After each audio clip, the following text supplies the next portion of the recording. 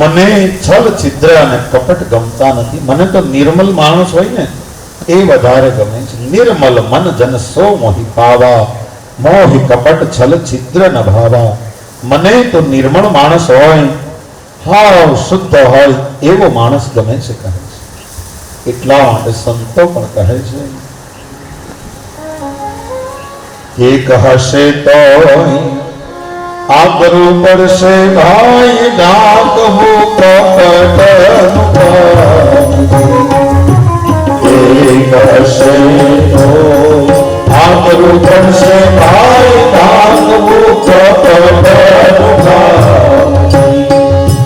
લાખો વિધાતા રે ચૂકવવા પડશે, લાખો વિધાતા રે ચૂકવવા પડશે, છોડના સાગરા માટે ભાઈ છોડ કપટ નાતા, છોડ કપટ નાતા એ મરાઠી રહેશે મારો ભાઈ છોડ કપટ નાતા. મોહ છલ છિદ્ર કપટ નહીં ભાવા, નિર્મલ મન જન સો મોહી પાવા. કપટ ને હણી અને ભગવાન બતાવ્યું અધ્યાત્મ પથમાં કપટ એટલે જે નથી એનો ઢોંગ કરવો, એનો ઢોંગ કરવો એ કપટ અહીંયા ચાલતું નથી. ભગવાન વત્સપાલ બન્યા પછી રોજ વહેલા ઉઠી ભાથું બાંધી વાસડાને ચરાવવા માટે જાય છે અને એક વનમાંથી બીજા વનમાં ફરી રહ્યા છે. એકવાર બપોરના સમયે વાછડાઓને નદીમાં યમુનામાં પાણી પીવડાવવા માટે ગયા અને યમુનાના કાંઠા પર એક મોટો બગલો ગયો. એવો મોટી ચાંચની બે પડળ છે, એક પગે ઉભો છે જાણે કોઈ તપસ્વી ઉભો હોય. અને ચાંચ લાંબી છે, ચાંચ તીક્ષ્ણ છે. અને ભગવાન બગલાને જોયો, ઓળખી ગયા કે આ બકી પૂતનાનો ભાઈ છે. ગયા જન્મમાં આ બકાસુર હયગ્રીવનો દીકરો હતો, એનું નામ ઉત્કલ દૈત્ય હતું. અને એકવાર તપોનિધિ જાજલી ઋષિની પર્ણશાળા પાસે માછલા પકડવા આવ્યો અને જાજલી ઋષિએ શ્રાપ આપ્યો, ત્યાંથી આ બગલો ગયો. ભગવાન ઓળખી ગયા, પણ ગોવાળિયાઓને મજા આવી ગઈ. એવડો મોટો બગલો ક્યારેય જોયો જ નતો. પહેલી વાર જોયો. ભગવાનને તો ખબર છે આ બકાસુર પોતે છે, બકીનો ભાઈ, અને પૂતનાને મેં મારી એટલે વેર લેવા માટે આવ્યો છે. અને ભગવાન એને મુક્તિ આપવા માટે તત્પર થયા. બગલો તમે જુઓ યમુનાના કાંઠા ઉપર જ વધારે હોય, એક પગે ઉભો હોય તો એમ લાગે તપમાં ઉભો છે. પણ એની તમામ સભ્યતા ક્યાં સુધી? જ્યાં સુધી માછલાને ન ભાળે ત્યાં સુધી. જેવું માછલાને ભાળે એટલે બધું તપ તોડી નાખે. એક બિલાડી એકવાર જાત્રા કરવા ગઈ. સાંભળો, બિલાડી જાત્રા કરવા ગઈ અને એ બિલાડી જાત્રા કરીને આવીને એટલે એની જ્ઞાતિ, એની નાયક આખી એનો સન્માન સમારંભ ગોઠવ્યો કે આ દાદીમાં જાત્રા કરીને આવ્યા. આપણે બીજું તો શું કરી કે આપણે એનો સન્માન સમારંભ તો ગોઠવીએ એટલે નાની મીંદડીઓ, મીંદડા, ડાઘા બધા બેઠા, સન્માન સમારંભ. અને બધાએ હાર પહેરાવ્યો કે આપણી નાયકમાંથી પહેલા વહેલા આ ડોશીમાં જાત્રા કરી આવ્યા. અને બધા એને પૂછીએ તો ખરા કે આ જાત્રા કેવી થઈ. એટલે કીધું માં હવે તમે પ્રવચન આપો ને અમે બધા સાંભળીએ. એટલે બિલાડીએ પ્રવચન શરૂ કર્યું કે આમ બધે આમ બહુ સારું છે, કૂતરાએ આપણા ગામ કરતા તો બીજા હારા. એને એનો અનુભવ શરૂ કે આપણા ગામ કરતા હારા છે, પણ આપણી નાત ક્યાંય હક લેવા દીધું. જ્યાં જોઈ ન્યાય આપણી નાત છે ને એ હામી ગુરુક્યા કરતી આવે. પણ હે ભાઈઓ, મારા જ્ઞાતિજનો કે બધા સાંભળ્યું, હું એટલી જાત્રા કરી આવી, મને આમાંથી સમજાણું કે આપણે ઉંદરડાને ભેડ્યા મૂકતા નથી. તો આજથી બધા નિયમ લ્યો કે કોઈ ઉંદરડો નહીં પકડો. આપણને ભગવાને ખાવા માટે કેટલું આપ્યું છે, શું કામ ઉંદરડાને પકડવા જોઈએ? નાયક બધા કે માની વાત તો હતી, ડોહી માની. બહુ વાત હાજી, ખાવાનું એટલું ભગવાને ઉંદરડાને શું કામ પકડવા જો કીધું કે આજથી અમે બધા નિયમ આખી નાચે આમ હાથ રાખ્યો, આજથી અમે બધા પ્રતિજ્ઞા લઈ છે. મીંદડા બધા પ્રતિજ્ઞા લઈ લીધા કે આજથી ઉંદરડાને ખાઈ બીજામાં. વાહ મારી નાચ, મારા એક શબ્દ ઉપર ઈ એક ઉંદરડો બેઠો બેઠો સાંભળે, દરમાં બેઠો બેઠો સાંભળે કે નાય આજ પ્રતિજ્ઞા લીધી અને મૂછના આંકડા ચડાવ્યા ઉંદરડે અને ઉછળી ઉપર એકદમ છે ગરિયો ફરે એમ થઈ ગયો, મોજ આવી ગઈ ઉંદરડા અને વાહે હાથ મૂકી નીકળ્યો. એક બાજુ ઓલા ડોહીમાં પ્રવચન કરે, એક બાજુ આખી નાચ બેઠી, એની વચ્ચેથી નીકળ્યો. હવે તો મારવાનું નથી તો પાકું હતું. એ આમ મૂછુને વળ દેતો જાય, ઉછળી ઉપર ગોળ ગોળ ફરતો જાય, હા બેહણીઓ લેતો જાય. એમાં ઓલા ડોશીમાનું ધ્યાન ગયું, હો આ તો પાડા જો મુંબઈના રેલવે સ્ટેશનમાં આ ઉંદરડાને મુકાય, આમાં તો 2 દીની ભૂખ નીકળી જાય. અને જાત્રાને મૂકી પડતી અને ડોશી માએ હાર કાઢ્યો બાજુમાં મૂક્યો અને એક ઝપટ મારીને ઉંદરડાને ખાઈ જાય. ખાલી પૂંછડી બહાર દેખાય. અરે કે માં તમે પોતે ત્યાં કે મને હરવે ન લઈ ભાઈ. વાત એટલી કે બિલાડીની સભ્યતા ત્યાં સુધી હોય જ્યાં સુધી ઉંદરને ન જોવે, અને આ બગલાની સભ્યતા ત્યાં સુધી હોય જ્યાં સુધી માછલાને ન જોવે. અને ભગવાન નક્કી કર્યું કે આને મોક્ષ આપવો છે. આ દંભ છે, બગલો એક દંભ છે. એને ચાંચના 2 પડળ છે. એક પડળ છે એ નીચેનું પડળ એ લોભ અને ઉપરનું પડળ અસત્ય છે. આપણા લોભને આપણે અસત્ય બોલી બોલી ઢાંકી દઈએ ને, બસ એ આપણો દંભ છે. એટલા માટે બગલો ભગવાન નજીક ગયા અને બગલાની એક ચાંચના પડળ ઉપર પગ મૂક્યો અને બીજા ચાંચના પડળને હાથથી લઈ અને ઉભે ઉભે ચાંચને ચીરી નાખી. મારા હરિએ બકાસુરને મુક્તિ આપી છે. પણ આનો અર્થ બતાવે છે સંતો કે હંસ અને બગલાનો બેયનો રંગ રૂપ બધું તો એક જ છે, પણ બેયનો આહાર જુદો છે. કોઈ લડીને કામ એને વાને વર્તારો નહીં, પણ એનો જીભલડીએ જવાબ હાચું હરઠિયો પડે. એ બોલે ત્યાં ખબર પડી જાય એમ આ દંભ છે બગલો. એટલા માટે સંતો ગાય છે, એવો હંસલો ને બગલો રે એ રંગે રૂપે એક છે. એવો હંસલો ને બગલો રે એ રંગે રૂપે એક છે.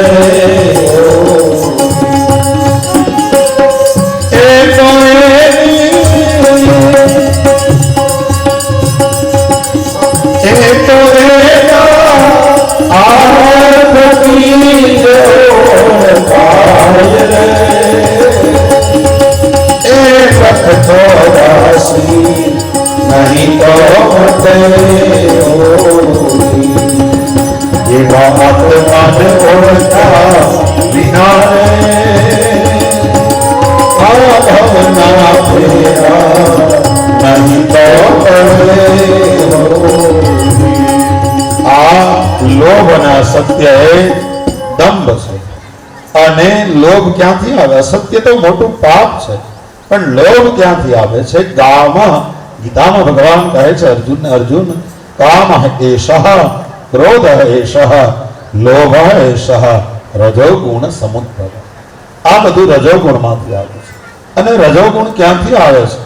તો કહે છે, બહુ સાયન્ટિફિક જવાબ છે કે આ 3 ગુણથી તારું શરીર બનેલું છે. ભગવાન રામ પણ શબરીની પાસે પંપા સરોવર તરફ જાય છે ત્યારે લક્ષ્મણજીની સાથે જે સત્સંગ કરે છે એમાં કહે છે, તાપ તીની અતિ પ્રબલ ખલ કામ ક્રોધ અરુલો. આ 3 બહુ મોટા ખલ છે, કામ ક્રોધ અરુલો. અને લોભ કે ઈચ્છા દંભ બલ કામ કે કેવલ નારી ક્રોધ તે પુરુષ વચન બલ આ બધા ક્રોધ કામ એટલા માટે તો કૃષ્ણ કહે છે અર્જુનને ગીતામાં કે 3 નરકના દરવાજા છે. નરક તે ભલે ન જોયું હોય અર્જુન, પણ 3 નરકના દરવાજા છે. ક્યાં છે? તો કહે છે ત્રિવિધશ્ચ નરકેશ્ચ દ્વાર. 3 છે. કામ ક્રોધસ્તથા લોભ તસ્માદેવ ત્રયત્યજેત. આ કામ ક્રોધ અને લોભ છે. અનેક જે માણસોએ ભજન કરવું છે એને આને 3 ને તજવા ગયો. આપણે વારંવાર આપણા લોભને માટે થઈ અસત્ય બોલીએ છીએ અને ભગવાન કહે છે કે આ 3 છોડવાની જરૂર છે. નરક ક્યાં છે એ ખબર નથી, પણ નરકના દરવાજા તો ભગવાનને દેખાડ્યા. એટલા માટે 3 ગુણ જીવન જીવવા માટે જરૂરી છે. પણ આ કામ ક્રોધ અને લોભ, કામી માણસ ગમે ત્યાં બેઠો હોય, પોતાના ડ્રોઈંગ રૂમમાં બેઠો હોય તો એ નરકમાં છે. ક્રોધી માણસ ગમે ત્યાં બેઠો હોય તો એ નરકમાં છે. અતિ લોભી. એક જણાને કે ટિંચરની શીશી ઢોળાઈ ગઈ ને તો હાથમાં ચાકુ મારી ચોપડી લીધી. એ કે ખોટું ન જવા દે, પણ આ ચાકુ મારી લીધું. એટલો લોભ. 99 વર્ષનો દાદા થયા પછી એને આજીવન કાર્ડ લીધું. હવે ક્યાં તારે આજીવન લેવાનું? હવે 1 વર્ષ રહ્યું પણ મોબાઈલ નું આજીવન કરાયું કે વાંધો ન આવે. લોભી તો કેવા, આગ લાગી તો એક જણાએ ફાયર બ્રિગેડ વાળાને મિસ કોલ કર્યો. તેથી તો એક દી ફોન કરવો હતો. સત્ય પરમ ધર્મ છે અને અસત્ય છે પરમ અધર્મ છે. ધર્મ ન દૂસરા સત્ય સમાન. દંભ છે એ બકાસુર છે. ભગવાન એને મારી આપણને બધાને બતાવે છે કે તમારા જીવનમાંથી દંભને દૂર કરજો. પછી તો એકવાર ભગવાન ગૌપાલક બન્યા, વત્સપાલ બન્યા. એક ગોવાળિયાઓ એક દિવસ ભગવાનની પાસે આવીને કહેવા લાગ્યા કે ભગવાન, હે કનૈયા ગોપાલ, આજ અમે એક નવી ગુફા જોઈ છે. એવી ગુફા છે કે એની અંદરથી સુગંધ આવે છે અને એવી સરસ સડક છે, એની પર હાલવાની મજા આવે. કૃષ્ણ કહે હદ છે, એટલા વખતથી ગાયો ચરાવવા આવો છો, કોઈ દી જોયું નથી ને આજે તમે ગોતીને લાવ્યા. કૃષ્ણએ જોયું. કૃષ્ણને ખબર પડી કે ઓહ, આ તો અઘાસુર અજગરનું રૂપ ધારણ કરીને આવ્યો છે. પોતાનું મુખ ખોલીને બેઠો છે અને ગોવાળિયાને ગુફા લાગે છે. પોતાની લાંબી જીભ કાઢી છે અને એ સડક લાગે છે અને પોતે એવો ખોરાક ખાઈને આવ્યો કે એના શરીરમાંથી સુગંધ આવે છે. ભગવાન લાંબુ પર્વત જેવડું શરીર છે અને ગોવાળિયાએ કીધું અમે જઈએ અંદર? કે હા. મુખમાં તો ઘોર અંધકાર છે અને અઘાસુરનો આવું વિકરાળ અને વિરાટ સ્વરૂપ જોઈ ગોવાળિયાને લાગ્યું કે આ ગુફા છે. ગોપ બાળકો અઘાસુરને ઓળખી શક્યા નહીં. તાળીઓ વગાડતા વગાડતા ગુફામાં પ્રવેશ કર્યો છે. આ અઘ એટલે પાપ છે. પાપ પોતાનું મોઢું ખોલીને બેઠું છે, આપણને બતાવે છે. આપણે જેવા અભૂત જીવો તાળીઓ વગાડતા વગાડતા પાપ કરી નાખે છે, ખબર પણ પડે. એમ આ ગોવાળિયાઓ તાળીઓ વગાડતા વગાડતા અઘાસુરના મુખમાં પ્રવેશ કર્યો. પણ કૃષ્ણને ખબર હતી કે આ અઘાસુરના શરીરમાં હું એના મુખમાં પ્રવેશ નહીં કરું ત્યાં સુધી પોતાનું મોઢું બંધ નહીં કર્યા, કારણ કે મને જ મારવા આવ્યો છે.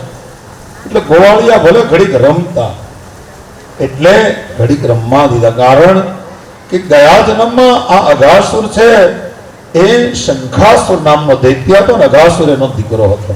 પણ એવો કામદેવ જેવો રૂપાળો હતો. એકવાર અષ્ટાવક્રજી નીકળ્યા અને અષ્ટાવક્રજીને જોઈ અને બહુ દાંત કાઢવા મળ્યો, હસવા મળ્યો. અષ્ટાવક્રજીની મશ્કરી કરી અને અષ્ટાવક્ર તો 8 જગ્યાએથી વાંકા હતા. એટલે એને શ્રાપ આપ્યો, ત્વમ સર્પો ભય દુર્મતે, તો સર્પ બની જા. કુરૂપા વક્રગા જાતિ સર્વાણા ભૂમિ મંડલે. એક કુરૂપ અને વક્ર જાતિ સર્પ છે, બની જા. અને બહુ કાકલુદી કરી મહારાજ મને આવો શ્રાપ આપોમાં. મને આમાંથી મુક્ત કરો. અને ત્યારે અષ્ટાવક્રજીએ વરદાન આપેલું કે કોટિ ગંધર્વ લાવણ્ય કૃષ્ણાસ્તુ તવોદરે યથા ગચ્છેત સર્પ રૂપા તદા મુક્તિર ભવિષ્યતિ. જ્યારે ભગવાન 1 કરોડ કામદેવ જેવો રૂપાળો ભગવાન તારા મુખમાં તારા ઉદરમાં પ્રવેશ કરશે, કૃષ્ણાસ્તુ તવોદરે કોટિ ગંધર્વ લાવણ્ય, ત્યારે તારી મુક્તિ થશે. અને કૃષ્ણએ આજ મુક્તિ સર્પ યોનિમાંથી મુક્તિ આપવા માટે તત્પર થયા. ભગવાને અઘાસુરના મોઢામાં પ્રવેશ કર્યો અને અઘાસુરે મોઢું બંધ કર્યું. એને એમ થઈ કે મૂંઝવીને મારી નાખું બધા ગોવાળિયાની સાથે કૃષ્ણને. પણ કૃષ્ણ તો યોગેશ્વર છે. પ્રાણાયામથી પોતાનું શરીર ફૂલાવ્યું. એવું તો શરીર ફૂલાવ્યું કે નાગના 9 દરવાજા બંધ કર્યા અને 10મો દ્વાર જે હતો એ ખોલી નાખ્યો. અઘાસુરને 10મા દ્વારમાંથી પ્રાણ નીકળી અને ભગવાન કૃષ્ણમાં પડી ગયો. ભગવાને અઘાસુરને મુક્ત કર્યો છે, એની કથા. અઘાસુરને આજે મુક્ત કર્યો. ભગવાન 5 વર્ષના હતા ત્યારે મુક્ત કર્યો, પણ બ્રજમાં કોઈને ખબર નથી. અને ગોવાળિયાઓ જ્યારે વર્ણવે છે આ લીલા, ત્યારે કૃષ્ણ 6 વર્ષ. તો 1 વર્ષ સુધી કેમ ગોવાળિયાએ ન કીધું ઘેરે? તો આ જે 1 વર્ષ છે એ કલ્પાંતર લીલા છે. એ કઈ લીલા? તો વળી સંભળાવે છે રાજા પરીક્ષિતને. રાજા, બ્રહ્માજીને એકવાર કૃષ્ણના સ્વરૂપમાં શંકા થઈ અને બ્રહ્માજીએ કહે છે કે બ્રહ્માજીએ કૃષ્ણની પરીક્ષા લેવા માટે ગાયો અને ગોવાળિયાને હરી લીધા. અને એ ગાયો અને ગોવાળિયાને હરી લીધા 1 દિવસ સુધી. બ્રહ્માનો ત્યાં 1 દિવસ, ત્યારે દ્વાપરનો 1 વર્ષ. કેમ શંકા પડી કે કૃષ્ણ પોતાના બાળ ગોઠિયાઓ સાથે રમે, એનું હેઠું ખાય, એને ખંભે ચડાવે. અને બ્રહ્માજીને થયું કે આવો બ્રહ્મ થોડો આવે. અને બ્રહ્માજીએ ગાય અને ગોવાળિયાને હરી લીધા. પણ ભગવાન 1 વર્ષ સુધી પોતે બધી ગાય બન્યો, પોતે બધા ગોવાળિયા બન્યો. અને ગોપીઓને તો પોતાના દીકરાઓમાં વધારે સ્નેહ વધવા મળ્યો. એ બ્રહ્માએ આખો દિવસ રાખ્યા, પણ અહીંયા કાંઈ ફેર ન પડ્યો. 1 વર્ષ હોઈ ગયું ને તોય. અને બ્રહ્માનું અભિમાન ઉતર્યું. બ્રહ્મા લાકડી પડે એમ આ કૃષ્ણના ચરણમાં પડ્યા. અને બ્રહ્મા એ સગુણ બ્રહ્મને જોયો, અશ્રુથી પગ ધોયા ભગવાનના. હે ભગવાન, બ્રહ્માએ આવીને જે પ્રાર્થના કરી છે અદ્ભુત. હે પરમાત્મા, તારું સામનું શરીર છે, કાનમાં નકશીદાર કુંડળ છે, તારા કોમળ નેત્રો છે, પિતાંબર શોભે છે, તારે 4 ભુજા છે, પોતે તેજસ્વી છો, તારા આભૂષણો તેજસ્વી છે, કમળ તંતુ જેવા મણીની માળા પહેરી છે, લક્ષ્મી તારા ચરણોની સેવા કરે છે, હિંડોળે બેસી અને અનેક દાસ દાસીઓ ગાયન કરે છે, નંદ અને સુનંદ આદિ પાર્ષદો છે, મધુર સ્મિત છે, નિર્મળ આંખમાં લાલ લાલ રેખાઓ છે, જ્ઞાન વૈરાગ્ય તારી સાથે નિવાસ કરે છે. અને બ્રહ્માને પ્રેમાશ્રુ આવ્યા. બ્રહ્માનું હૃદય ભરાઈ ગયું. બ્રહ્માએ માગ્યું કે હું સૃષ્ટિ બનાવું પરમાત્મા, પણ પરમાત્મા મને કરતાપણાનું અભિમાન ના આવે એવું વરદાન આપી દે. અને ભગવાને કહ્યું તથાસ્તુ. એ બ્રહ્માએ સગુણ બ્રહ્મને જોયો. એની કથા છે. 1 વર્ષ પછી ગોકુળમાં બ્રજમાં ખબર પડી છે. ગોવાળિયાને પાછા આપ્યા, ગાયોને પાછી આપી. ત્યારે ખબર પડી છે કે ઓહો, આ તો ભગવાન બ્રહ્મ છે.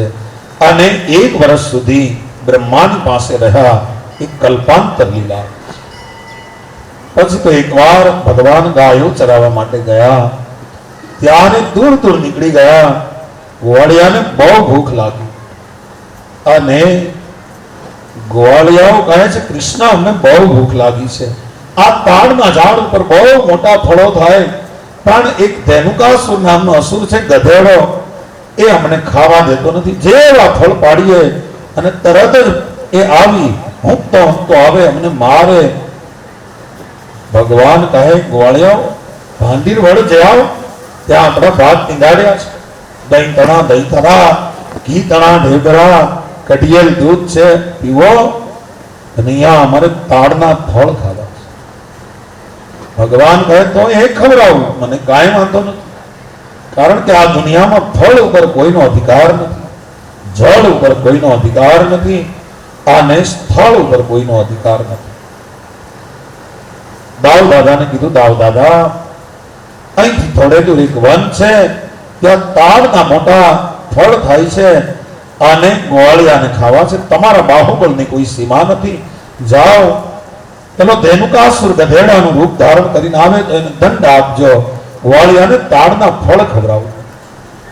દાવ દાદા ગયા છે અને તાડના ઝાડને પકડી અને એવું હલાવ્યું કે બધા ફળ પડ્યા અને ગોવાળિયા લેવા જાય, પણ ત્યાં તો ગધેડો ઊંઘતો ધેનુકાસુર ધરતી ધ્રુજાવતો આવ્યો.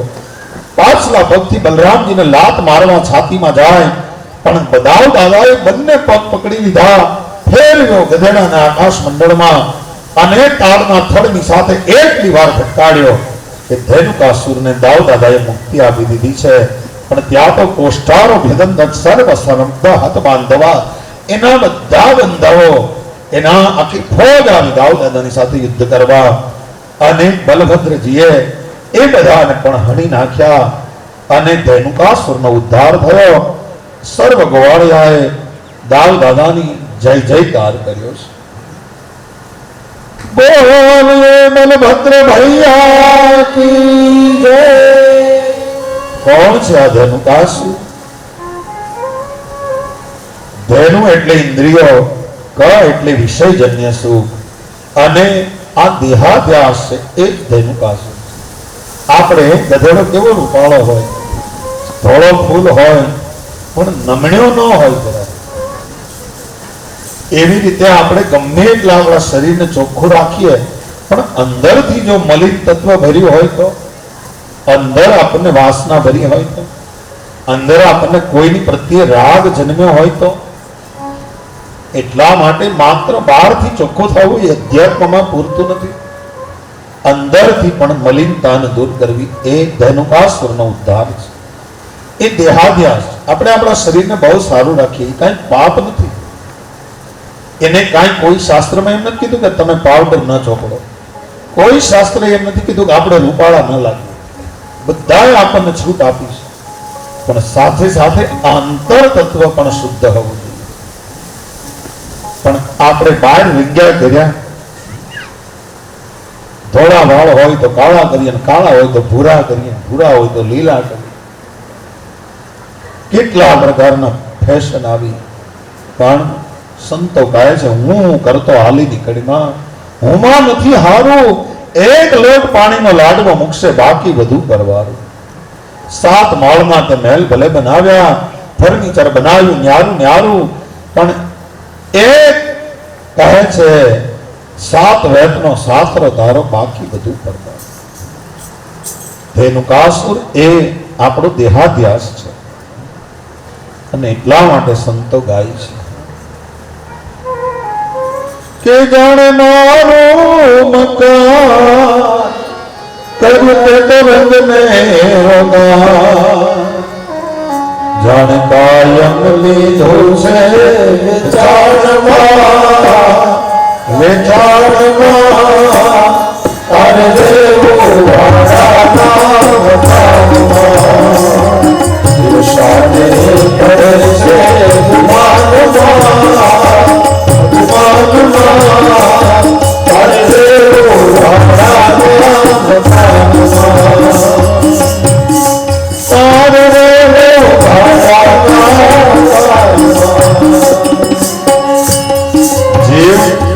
આપણું પોતાનું નથી, આને મૂકીને વયું જવાનું છે, અને તોય રંગને રોગાન કર્યા છે. એટલા માટે સંતો કહે છે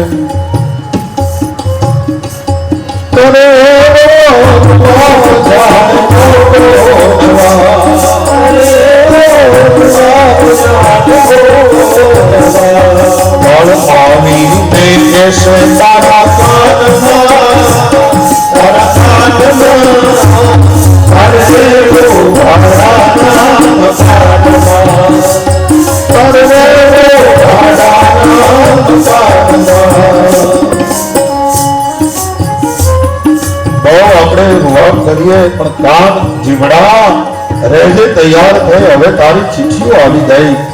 એ ચિઠ્ઠી જ્યારે હરિના નામની ફાળશે, ગઢપણ ઘોડે ચડીને આવે, ગઢપણ જ્યારે ઘોડે ચડીને આવશે ત્યારે આપણે એને નહીં રોકી શકીએ. એટલા માટે સંતો કહે છે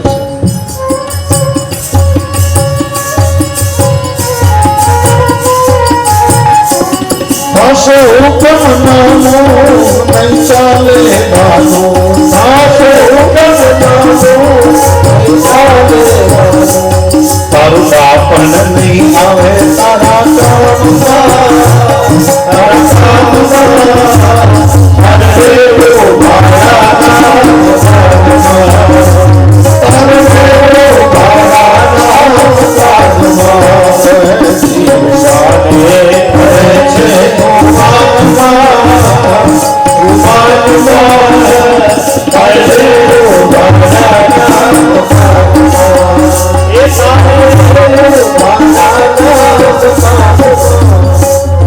દેહાધ્યાસ છે.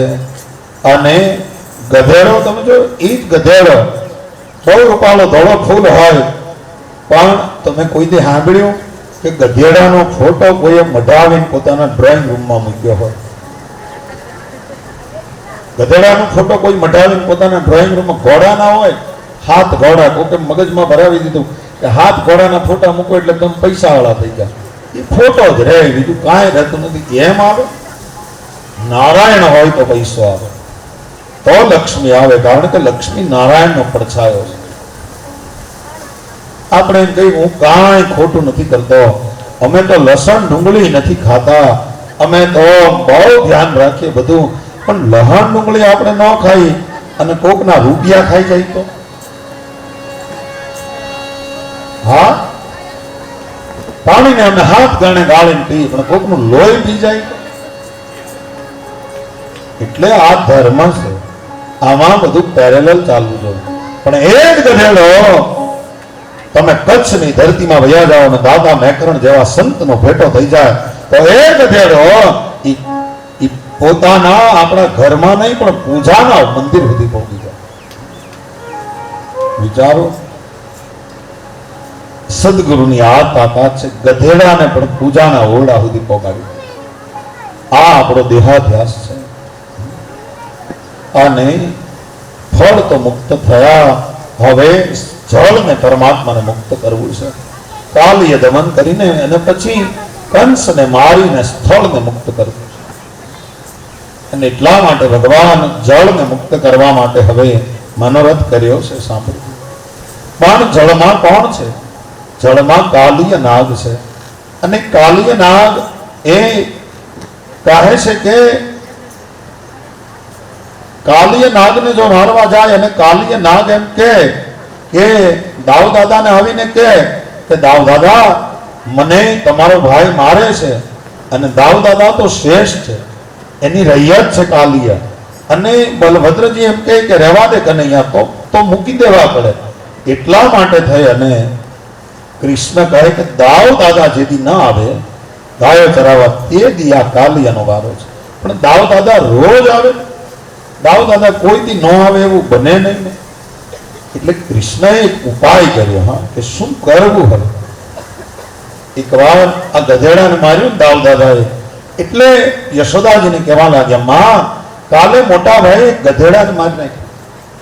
અરે કનૈયા, એ ગધેડો નહોતો, એ ધનુકાસુર હતો. ના, ગધેડાને માર્યો, મેં જોયો ગધેડો હતો ને. અરે કનૈયા, એ ગધેડો નહોતો તો? અરે કોઈ ધનુકાસુર હતો. ના માં બાબા, બિચારો હાવ ગધેડો નાનો એવો હતો. અને દાવ દાદાએ પગ પકડીને ભટકાડ્યો. મને તો બહુ દયા આવી, પણ હું શું કરું? અને દાવ દાદાને ક્રોધ આવ્યો, જા કનૈયા, તો તારી સાથે આજ મારે ગાયો ચરાવવા નથી, આવું ખોટું બોલે છે ને મા બાબાની સામે. અને કૃષ્ણને જોતું હતું એટલું ચડી ગયું. અને કૃષ્ણ આવ્યા યમુનાના કાંઠા ઉપર, વોળિયાઓની સાથે આવ્યા.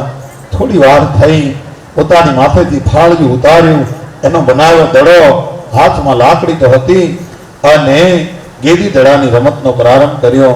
વળી એવી શરત રાખી કે જેનાથી આ જમના જળમાં દડો જાય એને જ લેવા જવાનો. અને એટલા માટે ગેદી દડાની રમત.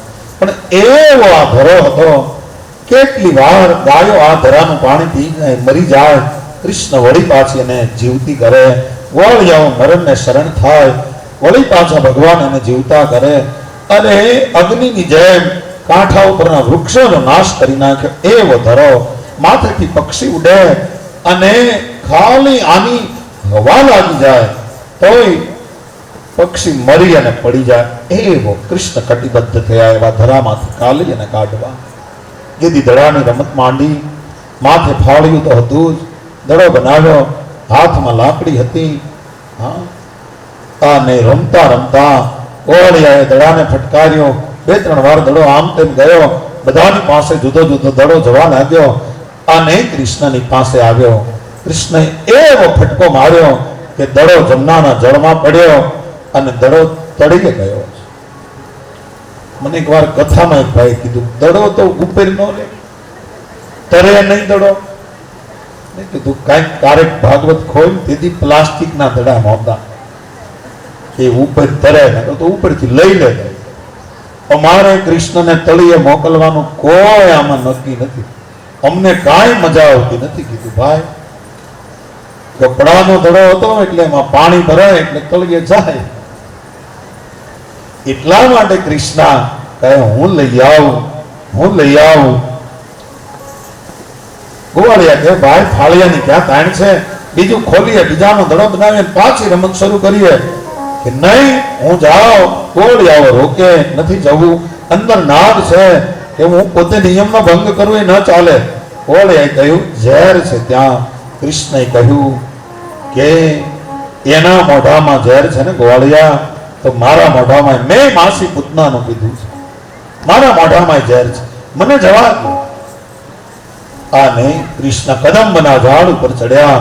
મલ્લની અદાથી પોતાના ગોઠણને અને પોતાના હાથને ઠપકારી કસોટો વાળો પિતાંબરનો ઉત્તરીય કાઢ્યું અને કદંબના ઝાડ ઉપરથી મલ્લની અદાથી પોતાના ખભાને ઠપકારી ધુક્કો માર્યો. જમણાના જળમાં વિક્ષેપ થયો. મોટા મોટા લોટ ઉછળ્યા. કિનારે પાણી છવાઈ ગયું. કૃષ્ણ ગયા તળિયે. અને આ બાજુ ગુવાળિયાઓ માં યશોદા અને નંદ બાવાને કહેવા માટે દોડ્યા છે. અને આ બાજુ કૃષ્ણ તળિયે ગયા. નાગ તો સૂતો છે, નાગણીઓ સેવા કરે છે. અને નાગણીઓને કહેવા લાગ્યા જગાડો તમારા નાગને, મારે એનું કામ છે. નાગણીએ પેલા તો ભય બતાવ્યો, બહુ બીવરાવ્યા, ત્યાં જાગશે તો મારી નાખશે, રહેવા દે. પછી ભયથી નો માન્યા ને એટલે પછી લોભ બતાવ્યો. પણ પરમાત્મા કૃષ્ણ ન ભયથી માન્યા ન લોભથી માન્યા, પેલા તો ભય બતાવ્યો. નરસિંહ મહેતા ગાઈશ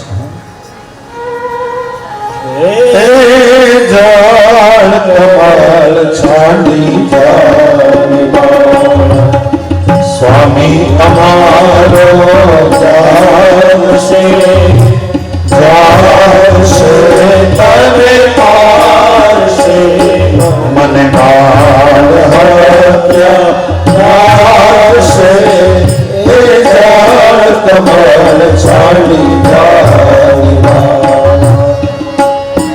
કેવા લાગી.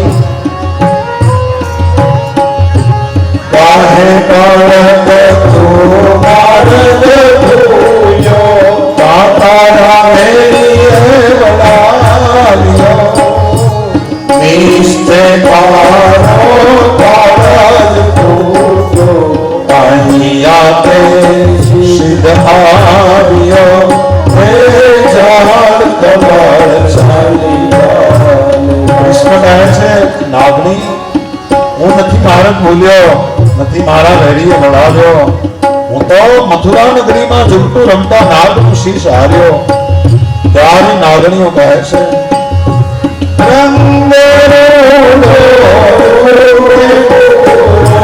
કૃષ્ણ કહે છે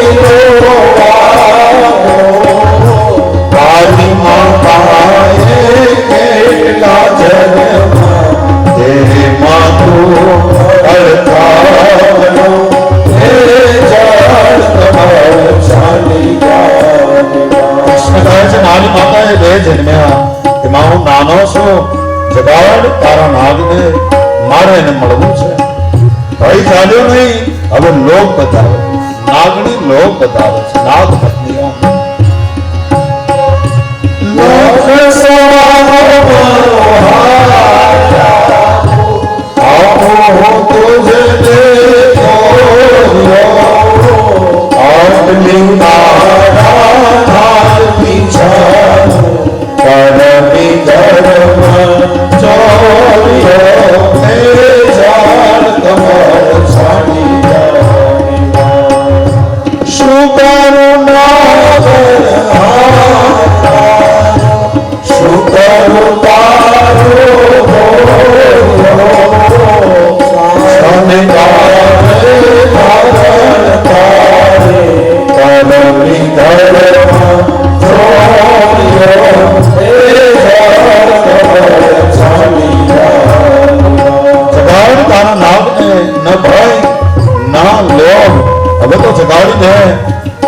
અને મારે એને દંડ આપવો છે. દંડ આપવા માટે તો મારો અવતાર થયો છે. અને પછી નાગણે ચરણ ચાવી પોષ ચરણી નાગણે નાગ જવાયો ઉઠે બળવંત કોઈ મારણે ભારત આવ્યો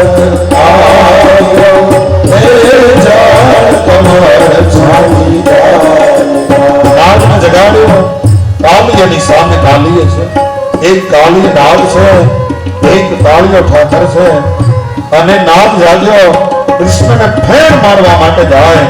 કૃષ્ણ ડૂબકી મારીને દૂર ગયા. ફેણ પછડાની જમનાના જળમાં. કૃષ્ણએ પોતાના વજ્રાઘાત સમ પગ માર્યો ફેણમાં. ફેણમાંથી લોહી નીકળી ગયું. અને નાગે કૃષ્ણને ભરડો લીધો. પણ કૃષ્ણએ પ્રાણાયામથી પોતાનું શરીર ફૂલાવ્યું. નાગના ગાત્રો તૂટવા લાગ્યા. નાગ દૂર ગયો. કૃષ્ણ વળી નજીક આવ્યા. વળી નાગે ફેણ પછાડી જમનાના જળમાં. અને ભગવાન કૃષ્ણએ ફેણ ઉપર એટલા પગના ઘા માર્યા કે નાગના એક એક ફેણમાંથી લોહી નીકળવા લાગ્યા. અને કૃષ્ણને કહ્યું કે હવે બરાબર, હવે જમનાજીના કાંઠે યશોદા નંદજી બધા આવી ગયા હશે. હા, ઓડિયન્સ બરાબર ભેગું થઈ ગયું. હવે લીલા કરવામાં મજા આવશે. અને એટલા માટે હવે નાગની સાથે યુદ્ધ શરૂ કર્યું.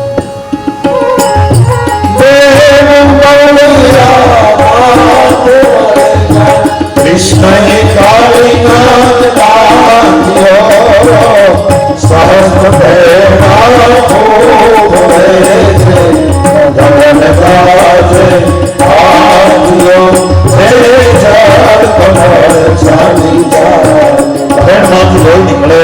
નાગ ધ્રુજે છે. આખી પૂછડી ફટફટાવે. નાગની બે હાથ જોડીને ઊભી રહી.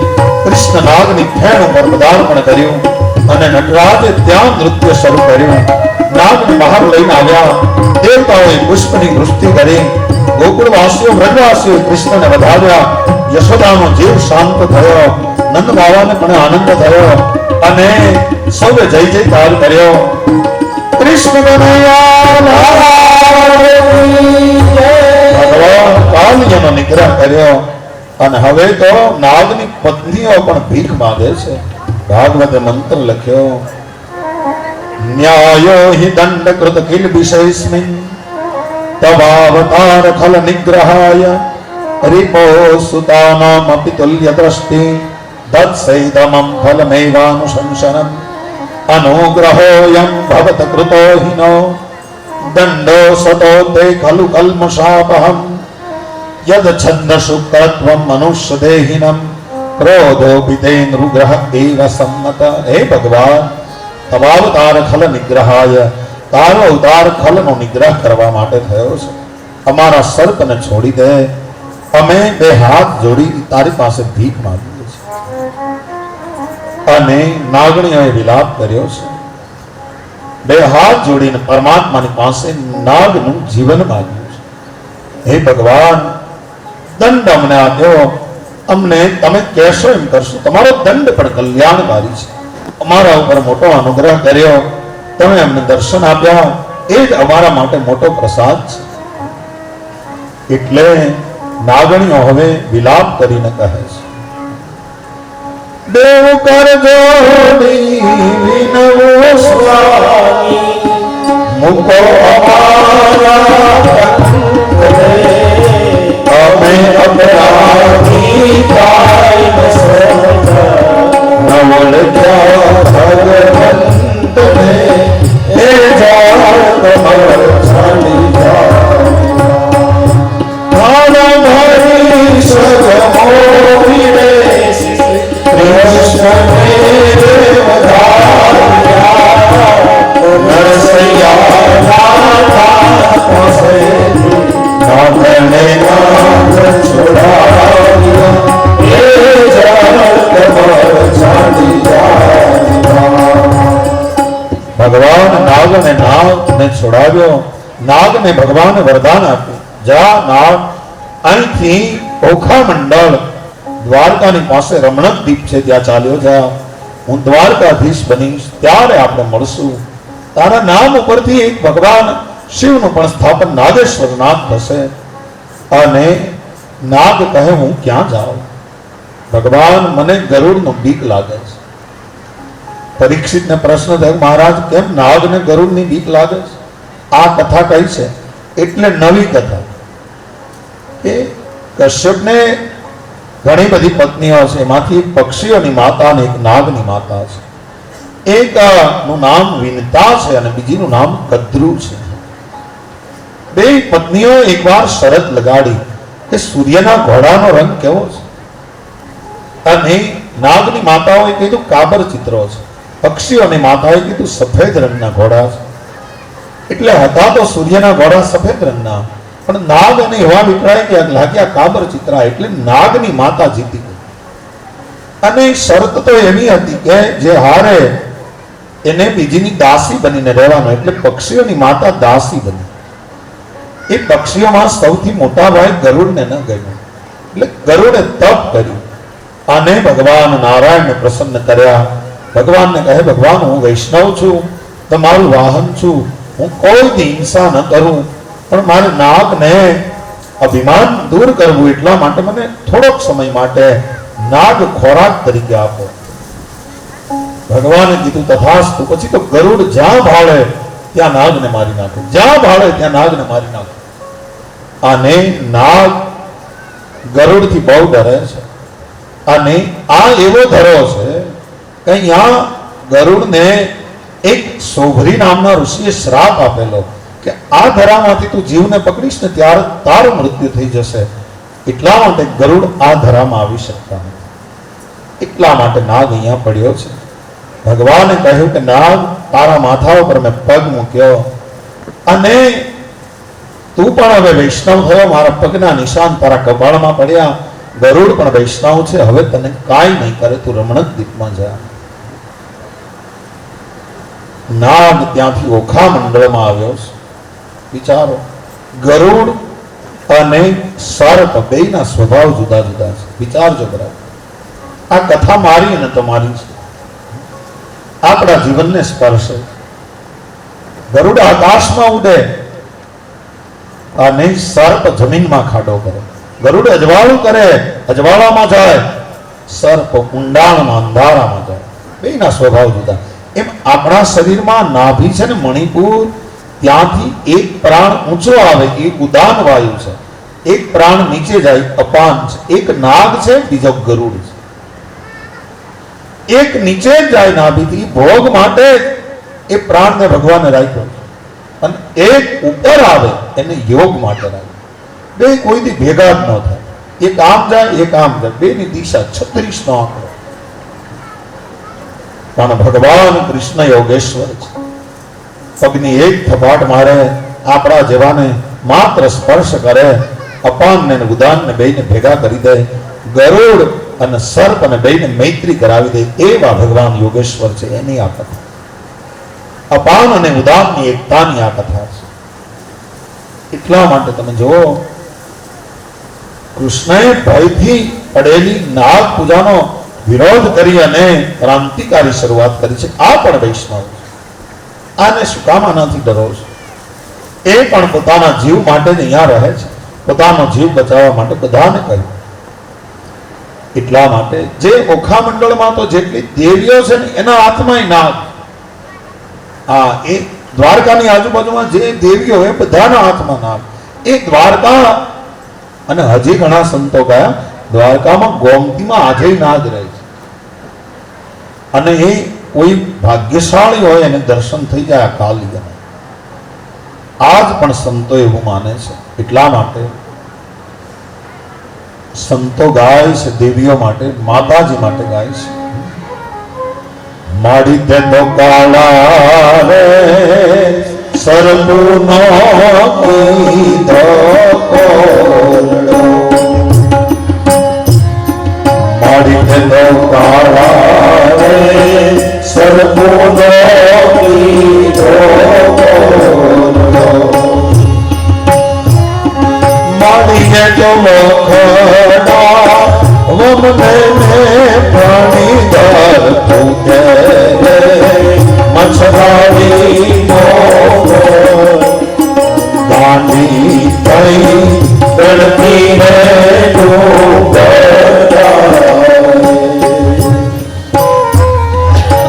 આવી રીતે દેવીઓ પાસે પણ નાગ છે એ બતાવે છે. આમાં કંઈક રહસ્ય છે. પછી તો દાવાનલનું કૃષ્ણએ પાન કર્યું. દાવાનલ એકવાર લાગ્યો, ગોવાળિયાઓ યાદ કર્યા ભગવાનને, અને ભગવાનના મુખમાં જ અગ્નિ છે. ગોવાળિયાઓ કૃષ્ણ કૃષ્ણ મહાવીર રામામિતિ વક્રગા. દાવાગ્નિ લાગ્યો, દવ લાગ્યો, અને કૃષ્ણએ પોતાના મુખથી અગ્નિનું પાન કર્યું. એ કથા છે. નાગને મુક્ત કર્યો, રમણક દ્વીપમાં મોકલ્યો. જેમ ઇન્દ્રિયનું દમન થાય અને પછી બ્રહ્મની અગ્નિ જાગૃત થાય, પણ ભગવાન મુખાદ અગ્નિ રજાય હતા. ભગવાનનું મોઢું છે એ જ અગ્નિ છે.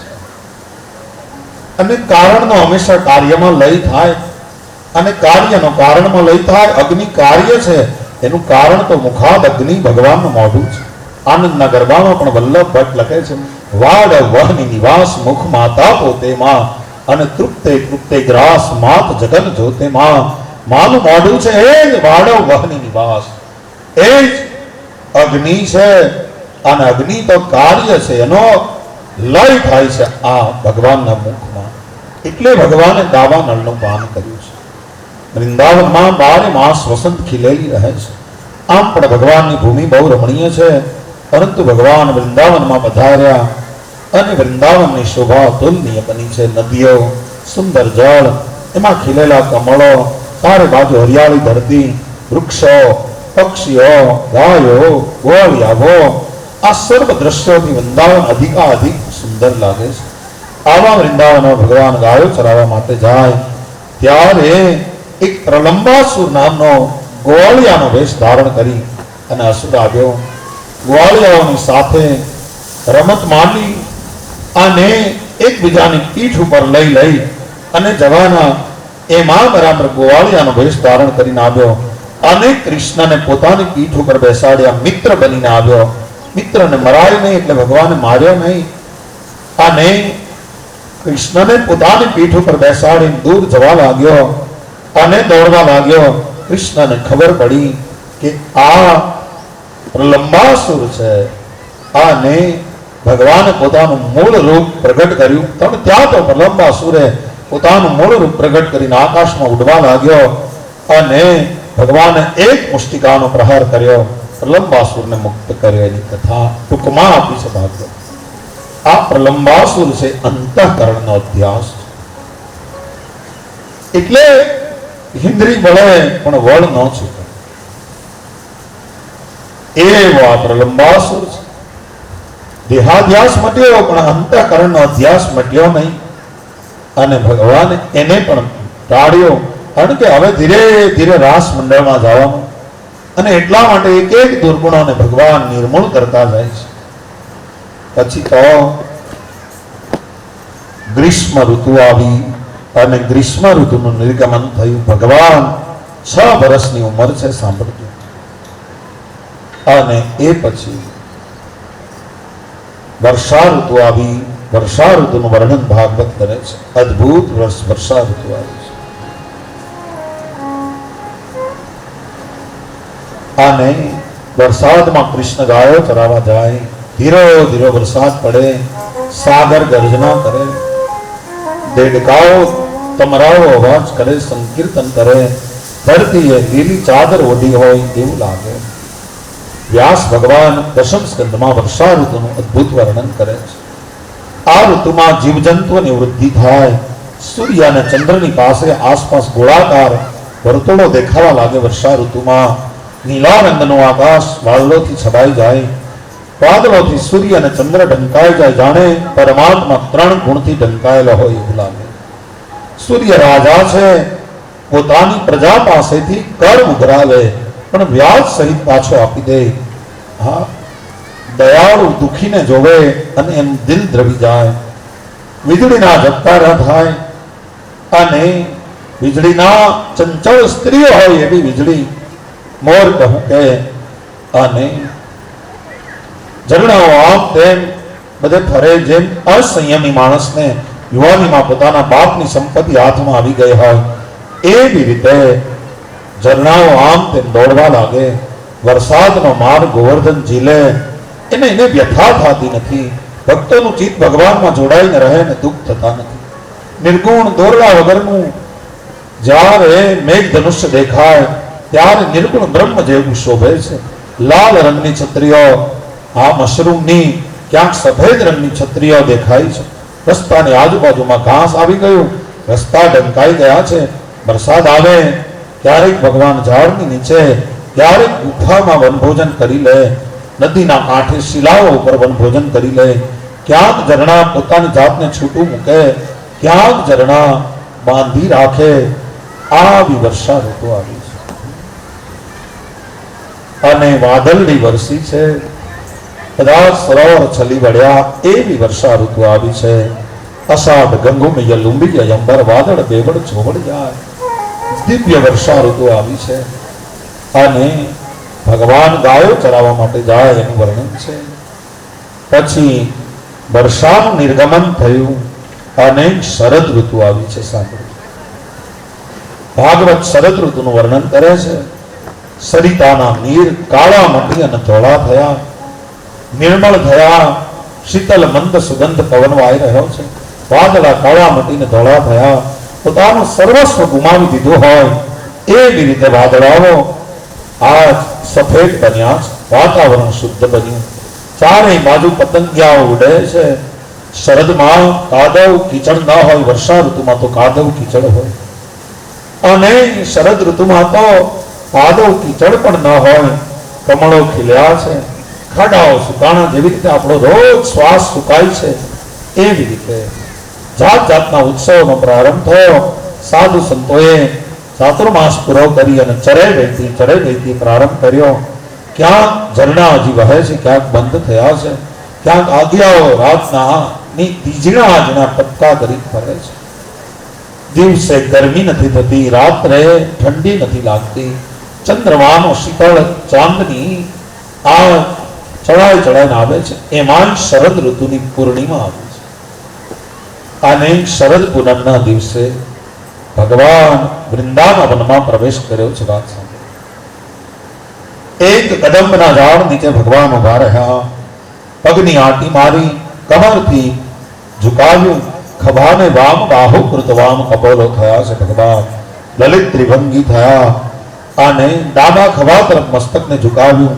વેણુને અધરાર્પિત કરી અને પ્રાણ પૂર્યા છે. પ્રાણનાથે વાગી ગઈ વેણુ વૃંદાવનમાં. એ વેણુના સુર છેડ્યા છે. ગોપાંગનાઓ પોતપોતાના ઘરે છે,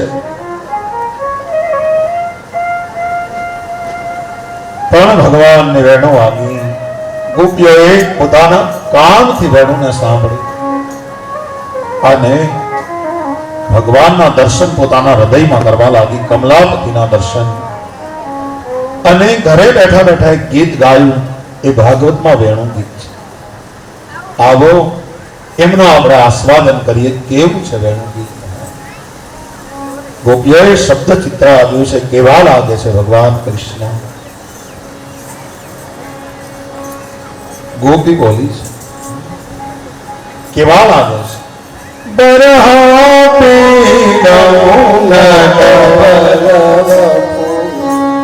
કર્ણયો કર્ણિકાર વિવ્રવાસં કનકકપિશં વૈજયંતી ચમાલા રંધ્રોદમેણો આધાર સુદયા પૂરયંગ વૃંદ વૃંદારણ્યં સ્વપદરા પ્રાવિશગીત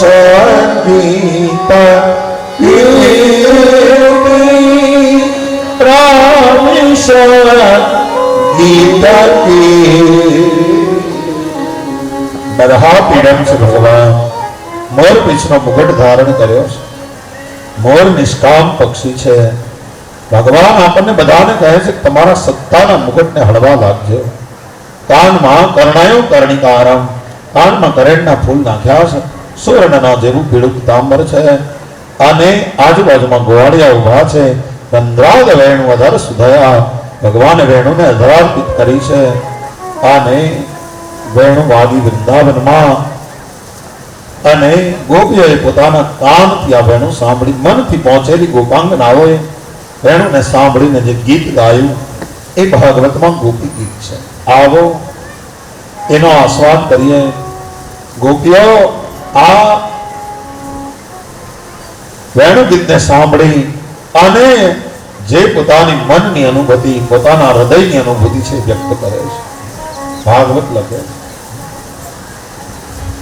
અક્ષણવતામ ફલમિદમ ન પરમ વિદામ સખ્યમ પશૂનનો વિવશેરતો રય વયસ્ય વક્ત્રમ વ્રજેશ સુતયોરનુવેણ દુષ્ટમ યેર્વાનિપીતમનુરક્ત કટાક્ષ મોક્ષ.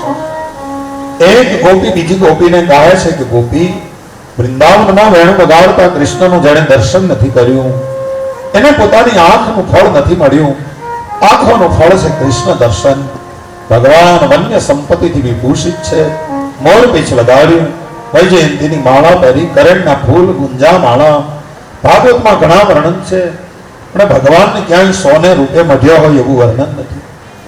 પરમાત્માને પ્રકૃતિ બહુ ગમે છે, સાચી વન્ય સંપત્તિનો શૃંગાર કરે છે. પણ આપણે ઝાડવાઓ કાપી અને ભગવાનના મંદિરો બનાવો, વિચારો તો એ ભગવાનને જરાય ગમતું નથી. પણ ધારા ઉલટી વહે છે. પુષ્પ જ્યાં છે ત્યાં પરમાત્માને સમર્પિત છે. એને ત્યાંથી તોડી અને પરમાત્માને ધરવાની જરૂર નથી. જ્યાં પ્રકૃતિમાં ખીલ્યું એ જ પરમાત્માનો શણગાર છે. એક ગોપી બીજી ગોપીને કહેવા લાગી છે, આ વેણુએ કેવા પુણ્ય કર્યા હશે, આટલી બધી વાલી છે. બેન ગોપી કહે છે ગોપ્યા કિમાચરદય કુશલસ્મ વેણુ દામોદર અધર સુધામપી ગોપિકાનામ ભુક્તે સ્વયં યદ વશિષ્ઠ રસમ પ્રદિન્યો રુચ્ચાપસો શ્રુમુમુસ સુસ્તરવો યથાર્ય. આ ગોપી કહે છે આ વેણુએ એવા પુણ્ય કર્યા. એક ગોપી બીજી ગોપીને કહે, ગોપી આ વેણુ વાસ હતો ને ત્યારે નર જાતિનો